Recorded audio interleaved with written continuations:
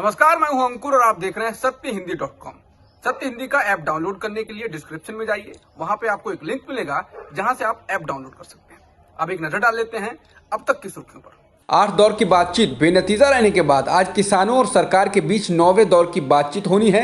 वार्ता का समय दोपहर 12 बजे से तय किया गया है। वहीं दूसरी ओर किसानों व सरकार के बीच जारी गतिरोध को खत्म करने के लिए सुप्रीम कोर्ट ने बुधवार को 4 सदस्यों की एक कमेटी बनाई, लेकिन कमेटी को लेकर विवाद शुरू हो गया और कहा गया कि इसमें शामिल सभी सदस्य कृषि कानूनों के घोर समर्थक रहे हैं। एक सदस्य भूपेंद्र सिंह मान ने कमेटी भी छोड़ दी है।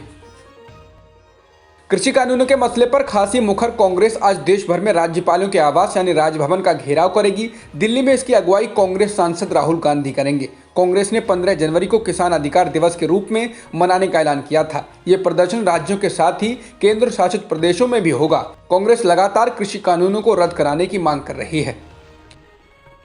किसान आंदोलन से प्रभावित राज्य हरियाणा में भी कांग्रेस ने राजभवन घेराव की बड़े पैमाने पर तैयारियां की हैं।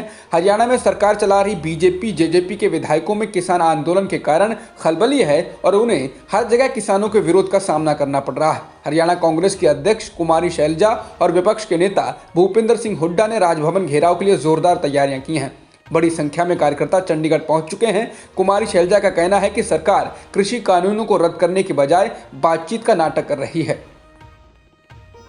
समाजसेवी अन्ना हजारे ने 14 जनवरी को प्रधानमंत्री नरेंद्र मोदी को एक पत्र लिखा। इस पत्र में हजारे ने कहा है कि वे अपने जीवन की आखिरी भूख हड़ताल दिल्ली में जनवरी महीने के आखिर में किसानों के मुद्दे पर शुरू करने जा रहे हैं। अन्ना हजारे का ये पत्र तब सामने आया है जब दिल्ली की सीमाओं पर किसान संगठन मोदी सरकार के 3 नए कृषि कानूनों के खिलाफ पिछले 51 दिनों से धरने पर हैं। अन्ना हजारे ने पत्रकारों से कहा कि कृषि कानून में लोकतांत्रिक मूल्यों की उपेक्षा हुई है।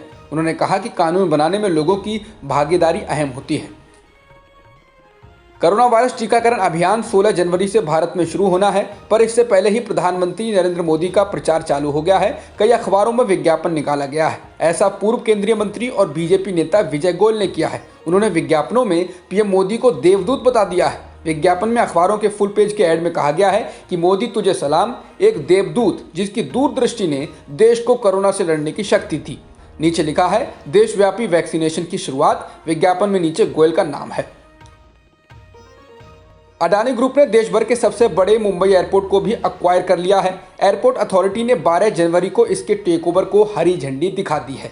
अहमदाबाद के अडानी ग्रुप ने 6 एयरपोर्ट के लिए सबसे बड़ी बोली लगाई है। साल 2019 में हुई बिडिंग की प्रक्रिया पर नीति आयोग और वित्त मंत्रालय ने आपत्ति जताई थी कि एक ही कंपनी को 6 एयरपोर्ट नहीं दिए जाने चाहिए, लेकिन इसकी अनदेखी की गई। द इंडियन एक्सप्रेस की रिपोर्ट के अनुसार वित्त मंत्रालय की तरफ से दिए गए नोट में कहा गया था ये 6 एयरपोर्ट हाईली कैपिटल इंटेंसिव हैं और एक ही कंपनी को दे देना ठीक नहीं है। इस मामले में वित्त मंत्रालय ने दिल्ली और मुंबई एयरपोर्ट के प्रेसिडेंट से भी संपर्क किया था। यहां जीएमआर ही केवल योग्य बिडर था, लेकिन दोनों ही एयरपोर्ट उसे नहीं दिए गए। अमेरिका के नवनिर्वाचित राष्ट्रपति जो बाइडेन ने $1.9 ट्रिलियन के प्रोत्साहन पैकेज की घोषणा की है। यह राशि भारत की पूरी अर्थव्यवस्था के आकार के आधे से भी ज्यादा है। भारत की अर्थव्यवस्था करीब $3 ट्रिलियन की है। इससे पहले भी अमेरिका $1 ट्रिलियन का कोविड पैकेज दे चुका है। बाइडेन ने घोषणा अगले हफ्ते सत्ता संभालने से पहले की है। ये प्रोत्साहन पैकेज कोविड-19 महामारी से अर्थव्यवस्था में आई सुस्ती से उबारने के लिए है। अगर अमेरिकी कांग्रेस की मंजूरी मिलती है तो $1 ट्रिलियन अमेरिकी परिवारों के लिए होगा, जो सीधे सभी नागरिकों को $1400 यानी लगभग 30,000 रुपए मिलेंगे।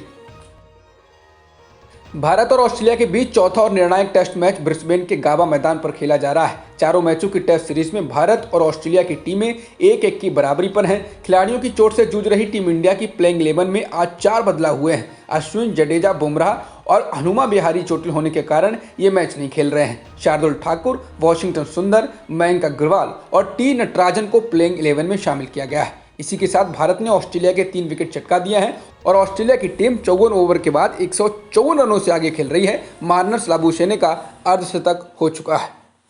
अब तक की खबरों में इतना ही। बाकी खबरों के लिए बने रहिए सत्यहिंदी.com के साथ। सत्य हिंदी का ऐप डाउनलोड करें गूगल प्ले स्टोर पर।